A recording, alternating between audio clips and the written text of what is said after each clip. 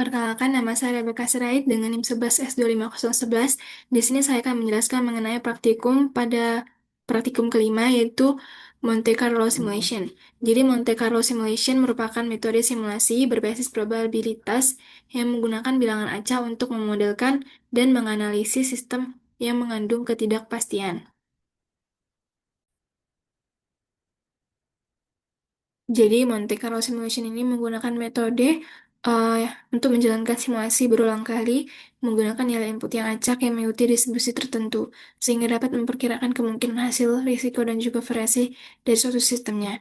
Nah, pada studi kasus kali ini, yaitu untuk proyek pembangunan gedung VT 5 lantai dengan fasilitas yang lengkap, ada ruang kelas, ada laboratorium komputer, laboratorium elektro, laboratorium mobile, laboratorium VR, laboratorium game, ruang dosen, toilet, dan ruang serbaguna. Dan ini ada 5 permasalahan utama dari kasus yang diberikan. Yang pertama, berapa lama total waktu yang dibutuhkan. Kemudian, berapa risiko keterlambatan. Terus ada tahapan mana yang paling kritis, dan berapa probabilitasnya. Di deadline itu ada 16 bulan, 20 bulan, dan 24 bulan. Terus yang terakhir, bagaimana pengaruh penambahan research, yaitu pekerjaan khusus alat berat insinyur terhadap percepatan penyelesaian proyeknya. Jadi yang pertama yang dilakukan itu adalah membuat ke Jupyter Notebook-nya. Di sini saya sudah buat Jupyter Notebook untuk studi kasus kali ini, yaitu bagian yang pertama itu diimport dulu library-nya, apa aja yang digunakan. Ada NumPy, Pandas, Matplotlib, Seaborn, dan SciPy. Terus yang kedua pemodelan sistemnya. Di sini dimodelkanlah tahapan pembangunan gedung dengan faktor risiko konstruksinya. Kemudian yang ketiga, definisi tahapan pembangunan gedung VT 5 lantai. Di sini dikonfigurasikan tahapan konstruksi dengan faktor risiko spesifik untuk gedung VT-nya. Di sini ada di sini ada keterlambatan izin, ada perubahan regulasi, pekerjaan pondasi, cuaca buruk, produktivitas pekerja. Dan ada juga di sini dijelaskan untuk struktur beton di lantai 1 sampai lantai 5. Kemudian keempat itu ada simulator Monte Carlo untuk pembangunan gedung. Jadi di sini dijalankanlah simulasi Monte Carlo dengan estimasi pembangunan gedung VT-nya. Ini ada simulasi selesai dan ini hasilnya. Kemudian yang keenam itu ada visualisasi. Visualisasinya di sini adalah untuk menganalisis estimasi waktu pembangunan gedung VT-nya. Di sini juga lah nanti dijelaskan mengenai probabilitasnya. Selanjutnya ada analisis statistik. Di sinilah dibuat code untuk laporan statistik pembangunan gedung VT 5 lantai. Dan ini adalah laporan statistiknya. Ini ada durasi total proyeknya, terus ada confidence intervalnya, kemudian ada analisis probabilitasnya sesuai dengan yang dikasih tadi, yaitu 16 bulan, 20 bulan, dan 24 bulan. Terus ini ada tahapan kritisnya, kemudian ada rekomendasi manajemen resiko, dan ini adalah tahapan-tahapan pengerjaannya, yaitu dari pengerjaan pondasi, kemudian struktur beton di lantai 3 sampai 5, kemudian ada juga di lantai 3 sampai 5. Yang berbeda adalah eh, alat berat dan juga pekerja khususnya. Kemudian di sini ada tahapan instalasi MIP, terus instalasi peralatan labnya, finishing dan interior, terus lanjut ke ringkasan komparatif skenario research-nya. Nah, setelah itu kita beralih ke code-nya.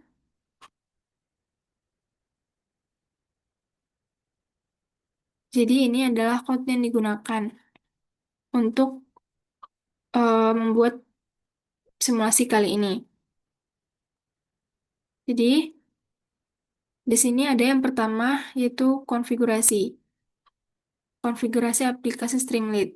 Jadi ini Jadi konfigurasi ini adalah untuk import library-nya. Ada NumPy, Pandas, Matplotlib, Seaborn, dan set jumlah simulasinya. Kemudian masuk ke class construction-nya. Nah, ini class construction merupakan kelas untuk memodelkan satu tahapan konstruksi serta faktor risikonya. Kemudian masuk ke definisi tahapan. Definisi tahapan yaitu konfigurasi ada 8 tahapan, yaitu ada durasi optimistik, most likely, pesimistik, dan risiko-risiko lainnya. Kemudian lanjut ke kelas Monte Carlo Sim. Kelas Monte Carlo Sim itu ini kelas utama yang menjalankan simulasi, hitung dependensi, dan critical path-nya. Kemudian nanti dijalankanlah simulasinya. Dijalankanlah simulasinya itu adalah inisialisasi simulator, lalu dijalankanlah nanti. Kemudian lanjut ke visualisasi.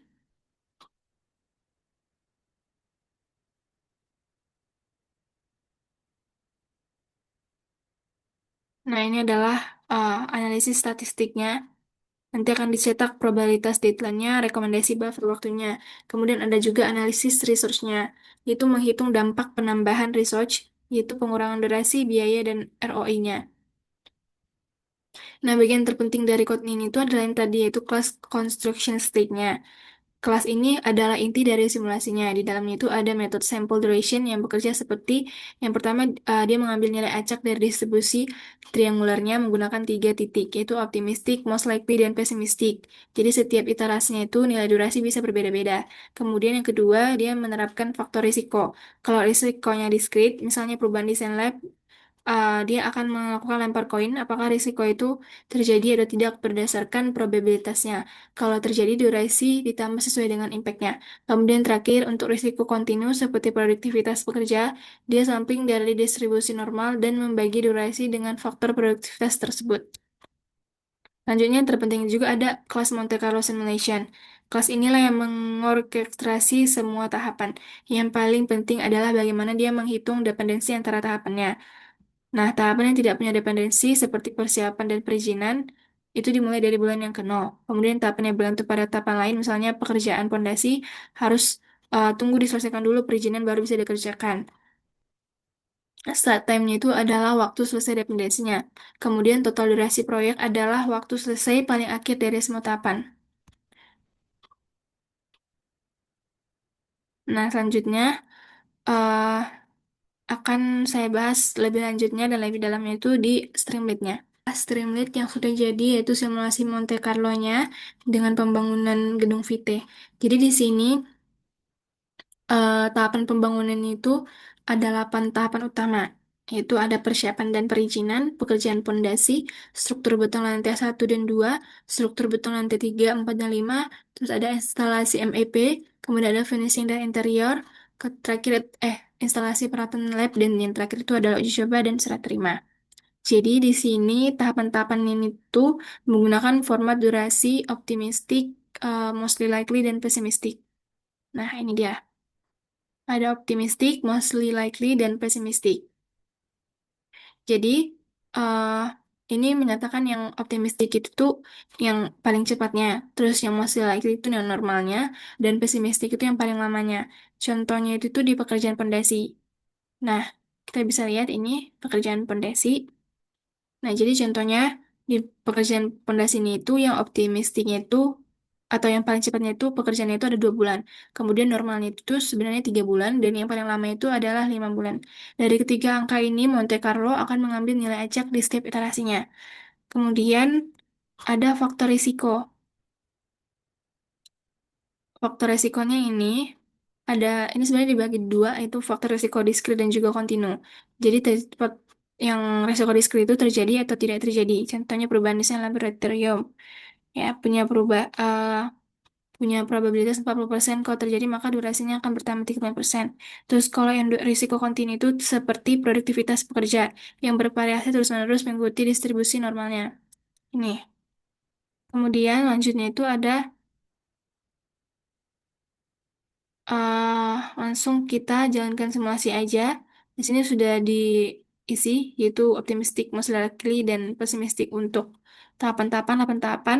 Di sini saya menggunakan random shift-nya itu 42. Sebenarnya terserah juga ini beberapa dibuat. Saya buat 40 aja, 42 aja. Kemudian jumlah iterasinya itu 10.000. Nah, ini akan saya jelaskan simulasinya. Nah, inilah yang muncul setelah simulasi dijalankan. Ada statistik utama proyek, kemudian ada analisis skenario decline, kemudian ada visualisasi hasil simulasinya, animasi loading, kemudian ada analisis penambahan research, dan rekomendasi manajemen risikonya. Kemudian terakhir nanti ada statistik durasi per tahapan per bulannya. Nah, pertama, kita menjelaskan yang ini dulu, yaitu statistik utama proyeknya. Jadi ketika dijalankan simulasinya dengan komponen-komponen tadi itu, tampaklah di sini rata-rata durasinya itu ada 28,5 bulan, kemudian median durasinya itu ada 28,2 bulan, kemudian standar deviasinya, eh maksud saya itu confidence intervalnya 80% itu ada di angka 23,9 sampai 33,5 bulan, terus yang 95% confident intervalnya itu ada 2,1 hingga 37,1 bulan. Jadi jawabannya proyek ini rata-rata membutuhkan sekitar 28 sampai 29 bulan atau kurang lebih 2 tahun 4 bulan. Tapi dengan risiko yang ada bisa meleset hingga lebih dari 4 tahun di skenario terburuknya. Nih,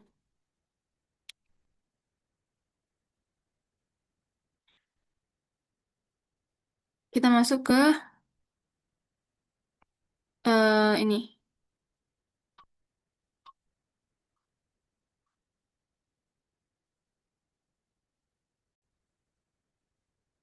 Lanjut, di sini saya akan menjelaskan mengenai chart di kontribusi risiko pertahapannya. Jadi di sini bisa dilihat eh, yang paling tinggi itu adalah struktur beton di lantai 3, 4, dan 5. Jadi kontribusi terbesar karena durasi paling panjang dan ada risiko kerusakan alat berat di struktur beton lantai 3, 4, dan 5. Kemudian ada instalasi MEP. Ini risiko perubahan desain laboratorium 40% sangat berpengaruh, terutama untuk lab VR dan game yang butuh spesifikasi khusus. Terus ada pekerjaan pondasi. Di sini pekerjaan pondasi itu kondisi tanah yang tidak terduga bisa menambah durasi hingga 40%. Kemudian instalasi peralatan lab ini keterlambatan import peralatan punya probabilitas 40% dengan dampak 50% lebih. Jadi itu adalah kontribusi risiko pertahapannya. Kita masuk ke tabel yang kedua, yaitu grafik untuk critical path-nya. Nah, ini terlihat critical path-nya. Jadi, critical path ini adalah jalur tahapan yang paling menentukan durasi total proyeknya. Kalau satu tahapan di critical path-nya terlambat, otomatis seluruh proyek ikut juga akan terlambat. Jadi, dari hasil simulasi, tahapan yang paling sering berada di critical path adalah uji coba serah terima. Dia ini selalu di critical path karena ini adalah tahap terakhir dan bergantung pada semua tahap sebelumnya. Kita lihat di sini dia 100%. Kemudian yang sebenarnya instalasi untuk peralatan lab ini juga sering terlambat akibat impor langsung mempengaruhi serah terima. Kemudian yang finishing dan juga interior ini juga bergantung pada dua jalur sekaligus, yaitu struktur beton dan juga MEP. Jadi kalau yang kedua itu terlambat, maka yang finishing dan interior juga bakalan terlambat. Selanjutnya adalah masuk ke probabilitas penyelesaian. Di sini terlihat probabilitas penyelesaiannya. Kita lihat kalau deadline-nya itu 16 bulan, ini probabilitas selesainya itu 0%. Artinya tidak akan realistis dan tidak akan terjadi, tidak akan bisa selesai. Kemudian di sini yang 20 bulan, 0,3%. Ini tuh mengartikan sangat berisiko. Kemudian ini yang 24 bulan, yaitu di 10,4%. Butuh buffer yang besar. Kemudian kita lihat di sekitaran 30 bulan. Nah, jadi sekitaran 30 bulan ini tuh sekitar 65%, dan ini adalah angka yang lebih realistis. Kemudian untuk yang 90%-nya menyentuh angka di 35, sekitaran 90%, dan ini yang paling aman. Jadi kesimpulannya, deadline 16 bulan dan 20 bulan praktis tidak mungkin akan tercapai. Deadline di 24 bulan masih terlalu ketat, karena hanya 10% kemungkinan untuk berhasil. Tapi jika 80% yakin proyeknya selesai, akan ditargetkan sekitar 33 hingga 34 bulan lah proyek itu akan selesai. Kemudian masuk ke ini penambahan resource-nya. Ini menjawab untuk pertanyaan terakhir. Apakah penambahan research proyek bisa dipercepat secara signifikan? Di sini akan kita coba untuk tahapan yang pekerjaan pondasi. Pekerjaan pondasi yaitu jenis resource-nya alat berat. Di sini kita buat jumlah alat beratnya 3. Kita lihat dampak research-nya. Nah, ini terlihat ya, pengurangan durasinya itu bisa sampai 1,42 bulan kalau ditambah alat beratnya itu ada 3. Terus biaya tambahannya itu sekitar 225 juta dan estimasi penghematan itu 711 juta. Dan ROI-nya di sini tuh menampilkan angka yang positif.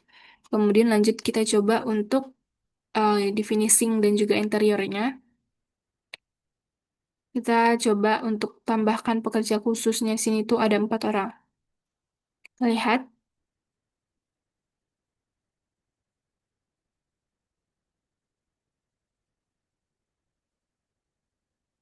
hmm,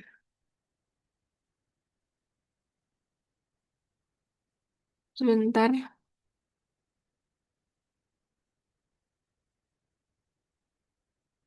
harus diulang lagi kalau mencoba ternyata. Ini kita ulang lagi. Coba kita hitung kalau di bagian persiapan dan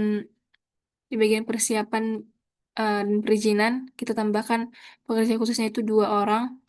Nah, di sini tanpa pengurangan durasinya itu tuh bisa sampai 0,41 bulan dan biaya tambahan itu ada 90 juta dan estimasi penghematan 203 juta.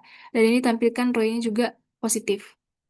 Jadi, eh, rekomendasi terbaik agar ROI-nya positif itu adalah tadi, yaitu menambah 2 unit alat berat di pekerjaan pondasi dengan biaya hanya berapa sekitaran 200 juta. Kita bisa menghemat sekitaran 1,4 1,4 bulan dengan ROI-nya tadi positif. Jadi, eh ini adalah rekomendasi berdasarkan hasil simulasinya. Ini rekomendasi manajemen risikonya. Di sini sudah terlihat ya, estimasi realistis proyeknya itu ada di 28,5 bulan. Kemudian safety buffer-nya itu targetnya di 31,5 bulan. Kemudian kontingasi reserve-nya di 95% itu targetnya di 35,3 bulan. Dan di deadline-nya 16 bulan itu tampaknya sangat berisiko tinggi. Begitu juga di yang deadline 20 bulan. Itulah penjelasan untuk code ini. Jadi dari simulasi ini bisa lihat ya, di sidebar kirinya ini bisa diatur jumlah iterasi simulasinya, terus bisa juga diubah estimasi durasi tiap tahapan. Kemudian ada 4 tahap visualisasi yang tersedia. Ini ada distribusi durasinya, itu statistik utama proyeknya. Kemudian ada analisis skenario deadline-nya sesuai dengan ketentuan tadi, deadline 16 bulan, 20 bulan, dan 24 bulan. Di sini di analisis probabilitasnya. Kemudian ada visualisasi hasil simulasi, bisa dilihat dari distribusi durasinya, probabilitasnya, critical path-nya, terus analisis risikonya. Terus di sini ada analisis penambahan research, menunjukkan seberapa berdampaknya penambahan research ke waktu yang dibutuhkan proses pembangunan. Di sini juga ada rekomendasi manajemen risiko. Jadi, kesimpulan yang bisa didapatkan dari simulasi ini, total waktu yang dibutuhkan rata-rata adalah 28,6 bulan. Terus yang kedua, risiko yang terbesar datang dari perubahan desain laboratorium, keterlambatan peralatan import, dan kerusakan alat berat. Kemudian yang ketiga, tahapan paling kritis itu ada di uji coba dan serah terima. Kemudian keempat, deadline 16 bulan itu sangat tidak mungkin. Jadi di sini deadline itu dengan iterasi 10.000 yaitu targetkan sekitar 33 sampai 35 bulan. Terus yang terakhir itu penambahan research paling efisien ada di alat berat di bagian pekerjaan fondasi. Dengan ROI-nya itu sekitaran 200-an, mengartikan itu positif. Jadi, Monte Carlo mengajarkan kita bahwa perencanaan proyek tidak bisa hanya pakai satu angka estimasi. Jadi, ketidakpastian itu tuh nyata, dan dengan simulasi probabilistik ini, kita bisa membuat keputusan yang jauh lebih informed dan terstruktur resikonya. Sekian yang dapat saya sampaikan. Terima kasih.